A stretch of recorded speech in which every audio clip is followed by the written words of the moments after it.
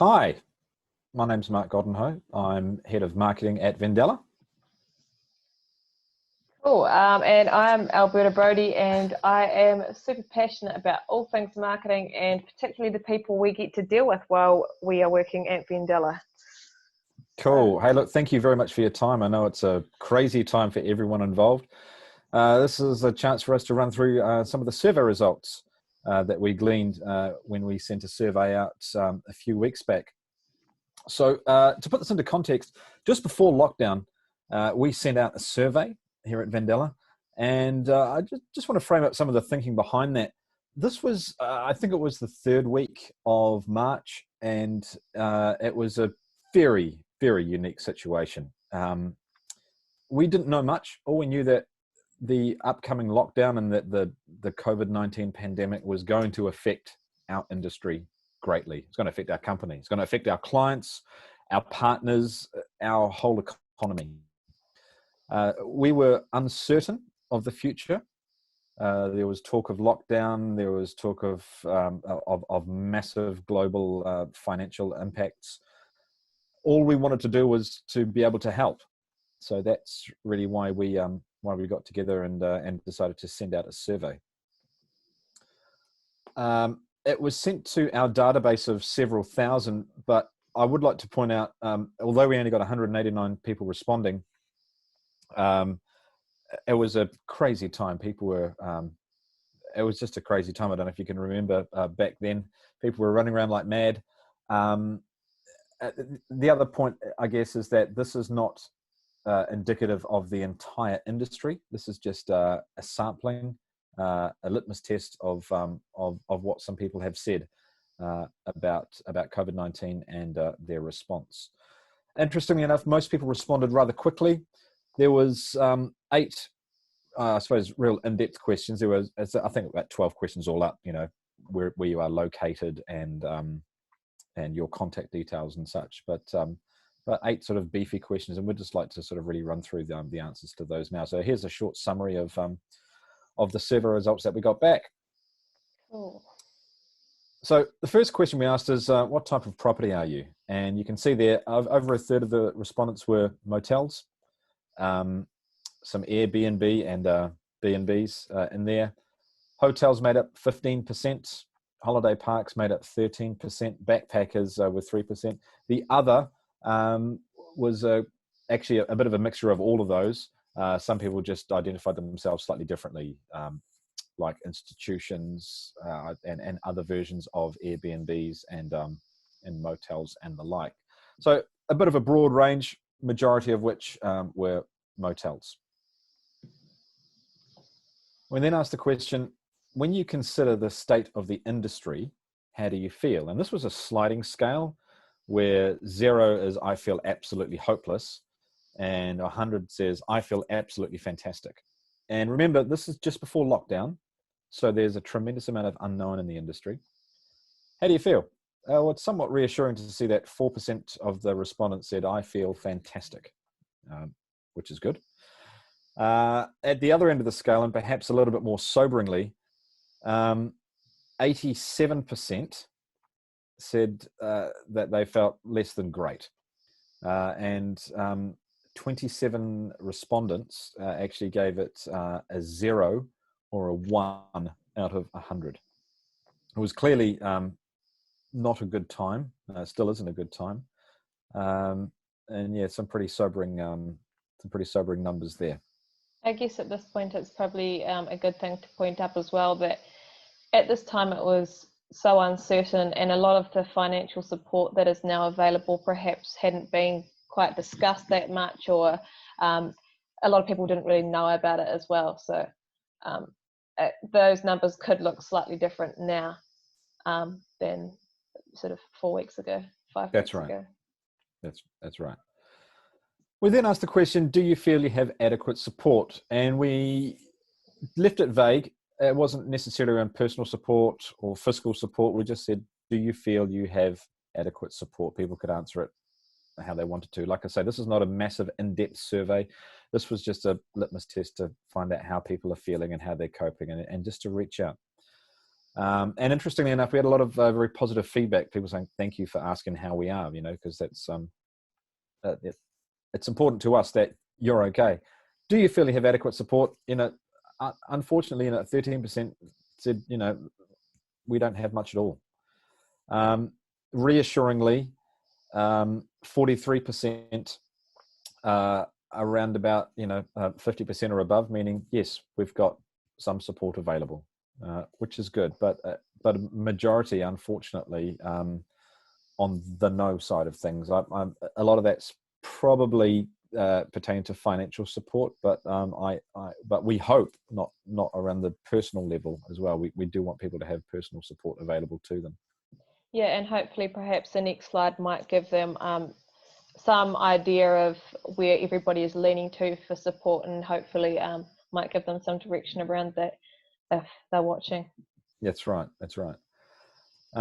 We said, so who do you turn to for support? And obviously this, again, we've kept it generic. This is, obviously covering personal support, professional support, everything. You can see that the accountants and the bank managers make up a majority. This was a question we asked. We just said, tick all the boxes that apply. So accountants and bank managers, obviously that's who people are turning to, which is great. Lawyers are in there as well, although they're way down. Some people even turn to their business mentors. We had some people turn into their executive boards. That number is probably a bit lower, but those numbers were higher in hotels and the somewhat bigger motel chains. People turning to friends, to colleagues, industry experts. Some people turning to local government as well, meaning the local chamber of commerce, the local economic development agencies and such, with the regional business partners program and the advice and the consultants and business mentors and such. There are industry publications in there as well, which is good to see that people are turning to those.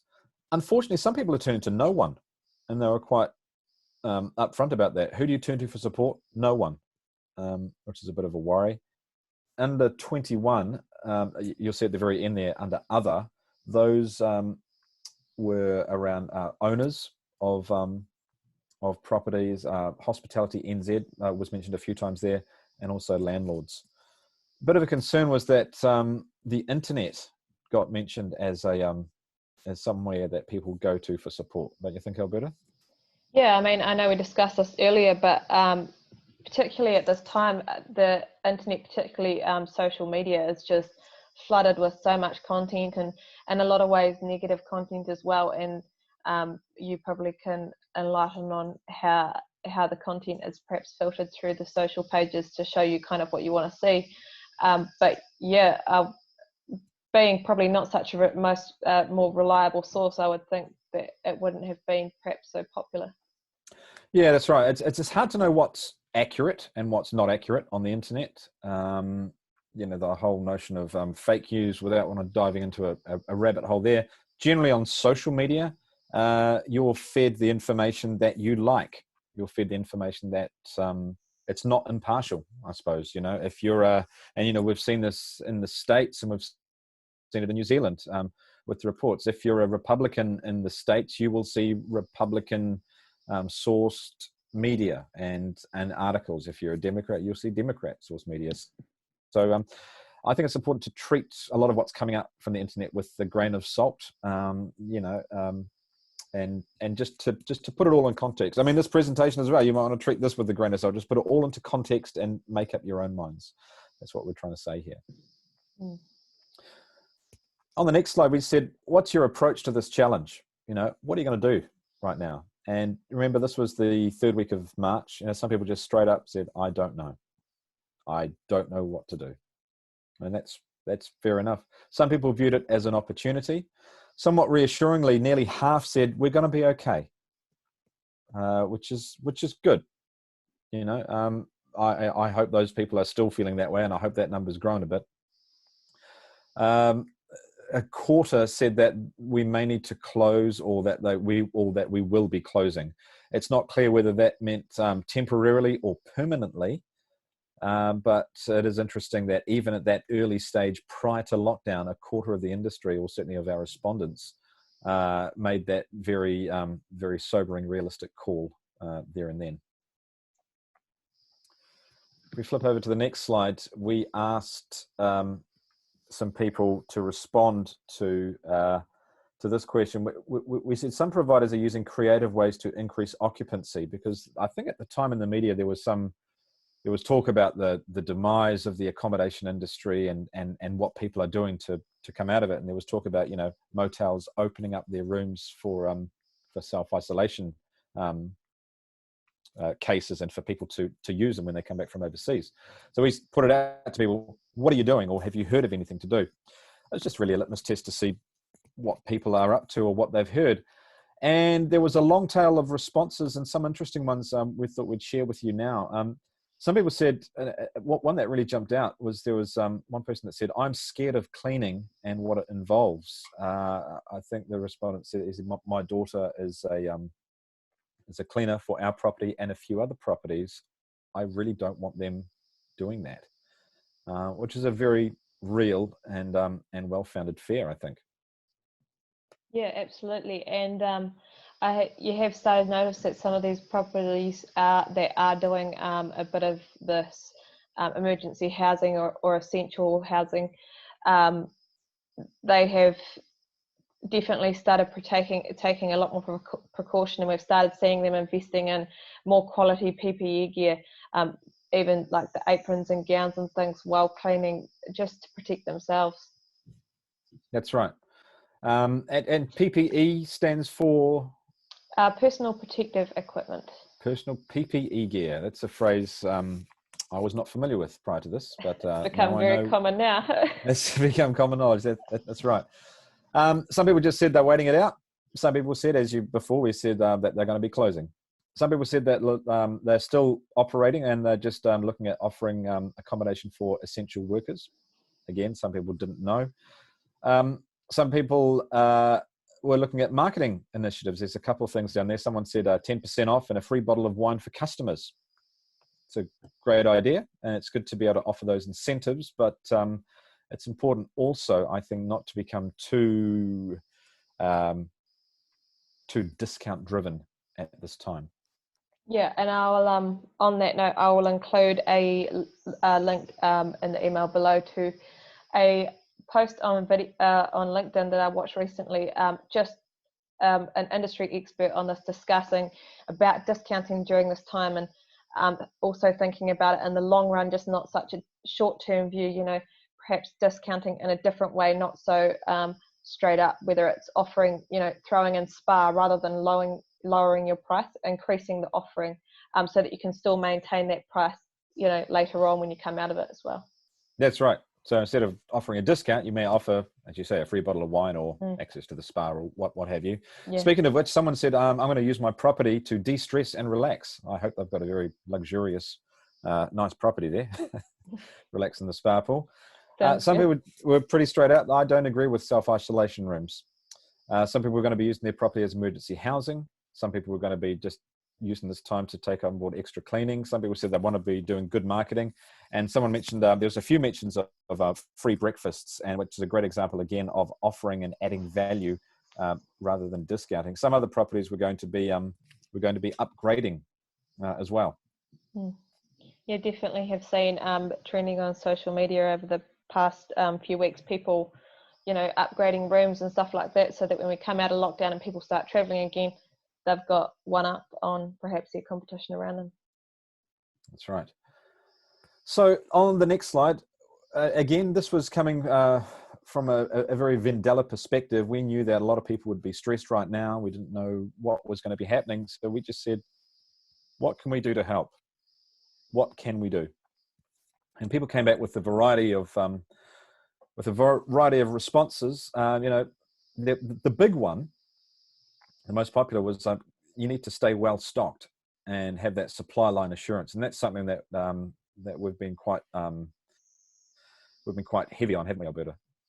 Yeah, absolutely, and particularly at this time, kind of funny timing, but we've also just brought hospitality textiles, so that gives us a whole lot more stock and also range as well across all of our products. So that is, we've, in the last couple of weeks, we've increased our warehouse space.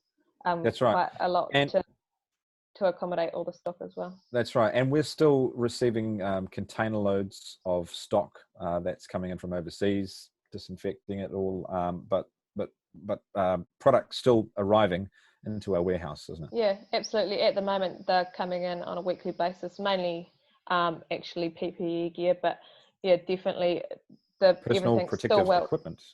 Personal protective equipment is still the stock's still arriving on a weekly basis and definitely well stocked there. That's right. Double chocolate. Wow, you wanted it, you got it. No problem. Double chocolate in every single order. Yeah, we kicked this off late March, early April, so you should be seeing double chocolate in every order. Let us know if you haven't. We'll make sure we send out a special little box of double chocolate for you. Nice. Be there with your usual helpful selves. That was very nice. Yes, we're definitely doing that. Continue operating. That's important. And look, that's one thing that's been really big at Vendella. To put that into perspective, we knew that this was going to hit our industry and hit us. We've done everything we can to remain open and operative. We are considered an essential service because we're a supplier to a variety of people that need our products. What we've been doing is we've been having meetings 3 times a day via Zoom, and staying in touch. And from an operational perspective, certainly just ensuring we're doing everything we can to keep the business running and sustaining. Someone said, don't know what we could do. Well, we're going to keep operating. Keep doing what you're doing. Thank you. Stay well and stay open. Yes, we are staying well and we are staying open. The staying well, we're all practicing social distancing. There's only a very, very minimal amount of staff in the office. Is that right, Alberta? Yeah, so I think we've got about 6 out of 23 in the office. Obviously, next week when we go down to level 3, a couple more will pop in, but only the amount that we can still maintain social distancing. So that's right. And the people that are there at the moment are maintaining social distancing, and most of that staff are around the dispatching, aren't they? Yes, correct. Yeah.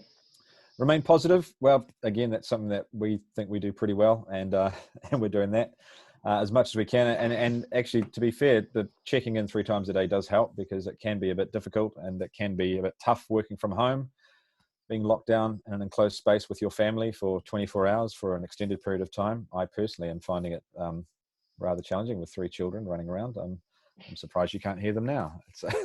Anyway, it is important to remain positive, and that's one thing that we're going out of our way to do. Promotional information. If people want to find promotional information, how do they do that, Alberta? So there's 2 key ways. Firstly, following us on social media. So we're on Facebook, Instagram, and LinkedIn as well. So that is at Vendella International, and you can follow us on all of those 3 platforms, and we update on there regularly with current promotions of what we're up to and any new products, etc. The other way that you can go about that is signing up to our newsletter, and that is super simple, and that once again has anything that we're up to, new products, promotions, etc. So that's right. And speaking of new products, disinfectant products, we always had a range before, but we saw a massive increase in demand just before lockdown around disinfecting and hand sanitizers and face masks and all that. And we're pretty well stocked, aren't we? Yeah, absolutely. So where you can find that is on our website. If you click on the cleaning tab, there is another little drop-down tab underneath there that is called Covid19 products, and that has specific products that will help you throughout this time. So hand sanitizer, your disposable aprons, etc., etc. A range of personal protective equipment, also known as PPE, available for you. Find me a job. We're not hiring right now. That's not to say we might not do it in the future. But yeah, look, just keep an eye on our website and our social channels for that. Remain calm and keep being there. Yep, no problem. We'll keep doing that for you. I've got a list of things here that we can do now. And this is a list that's compiled from Tony Alexander, who's the chief economist for the BNZ. We'll include a link below to his latest reports. It's a really interesting read. As a business owner, I think you'll find it quite valuable. This is a compilation of what he was talking about in his latest update. And in this update, he'd spoken to a number of people who have survived previous crises in terms of global financial crises and such, about what they can do. The first one is talk to someone about your finances, whether that's your bank manager, whether that's your accountant. It's good to see a lot of people are talking to those people already, but you need to talk to someone. You need to have frank discussions. It needs to be around cash flow. It's just important you do whatever it takes to stay buoyant. I would hope that most people have started doing this by now, but it has become apparent that these next perhaps 6 to 12 months are going to be difficult, particularly for this industry. And I would hope that most people were taking some time to definitely invest some time into their finances throughout this time, because even if international travel was stopped for quite some time, this is going to have an impact. Absolutely, absolutely. And like I said, this is not by any means, we're not offering financial advice here. We're just saying talk to someone about your finances. We'll include a link to the details of what Tony Alexander is talking about below. Marketing and finance shouldn't really go in the same sentence. Wow, you say that. Communicate fully with your staff, suppliers, bank, and clients. And that's about being as transparent as possible. And that's one thing that we've certainly remained with our staff. I think it's really important with almost all businesses in this particular situation. Just remain as transparent as possible. The next, actually, just to touch on that point again, remaining transparent. That's about movements, what's happening, what you're thinking, what's going on in your head, what's happening with the business and bits and pieces, especially with your bank manager and your accountants, just to remain as transparent as possible. This third one's a big one. Stop following negative media. There's a lot of it around, for every person that says lockdown is great and, we're saving lives, there's someone else that will come out and say it's rubbish and we're stifling the economy. It's good to remain realistic about a lot of stuff, but you can get caught in the negative media hole and just follow all the negative comments that are around. And like I say, with social media being the way it is, once you start going down that negative rabbit hole, you'll just be bombarded with negative media because it thinks that's what you want to read. And from a practical perspective, pessimism leads to inaction. So just be mindful of the negativity that's floating about the place. And I suppose the final, somewhat positive takeaway from all of this is that just remember, this too will pass, just like other recessions. Spring always follows the winter, and it has done for the past 6,000, 7,000, how many years has spring always followed the winter? It always does. It always does every single time. This recession will pass. It will finish. So the end, whilst it might not be in sight right now, it is going to happen. So don't worry about it. It's very rich for me to say don't worry about it. But yeah, it will pass. Let's just say there's light at the end of the tunnel. Yeah. Personally, what can you do? Well, different people have different coping mechanisms. I think the first thing to be mindful of is recognize that you're in a stressful situation. And this is really important. When you're in a stressful situation, your blood pressure tends to increase, your muscles tend to sort of seize up a bit, you tend to act a bit differently, your heart rate increases. It's completely normal. We're locked down in our families in a house for, an extended period of time while there's a global pandemic happening outside. This doesn't happen every day. It's pretty normal to feel stressed, and, give yourself a break. It's okay to feel stressed, and just recognize that.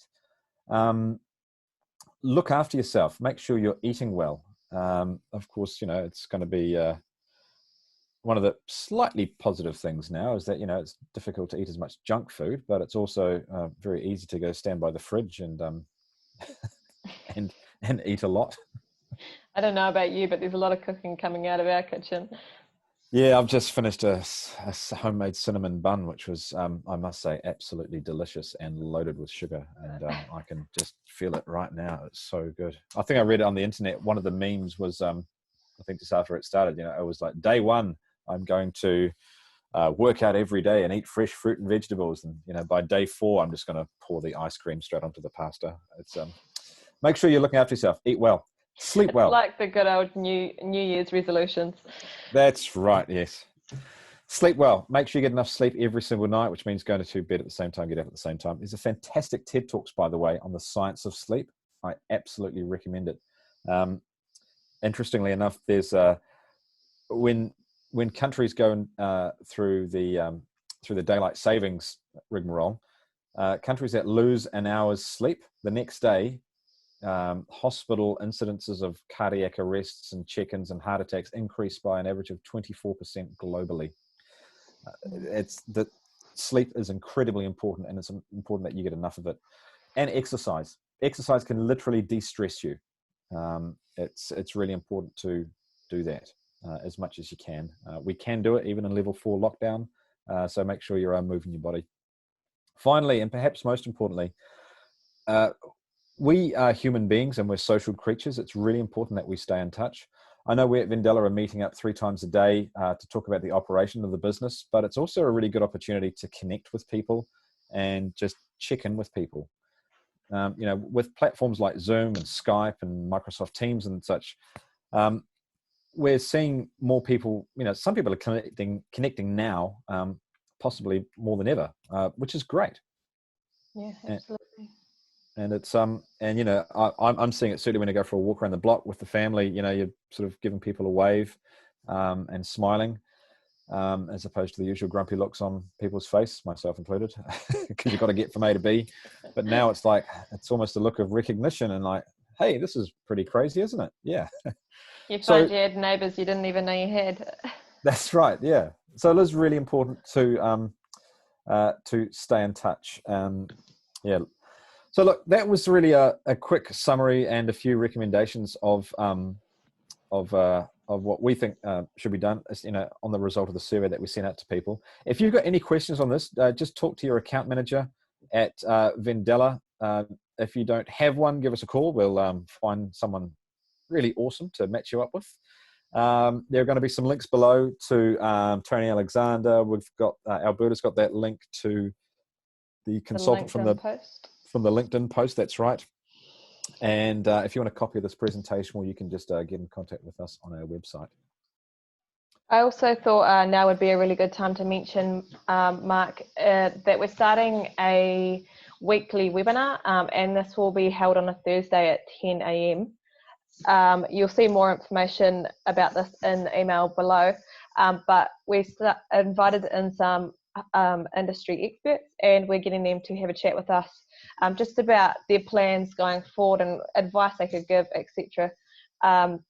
So this will be for about 15 minutes on a 10 a.m. on a Thursday.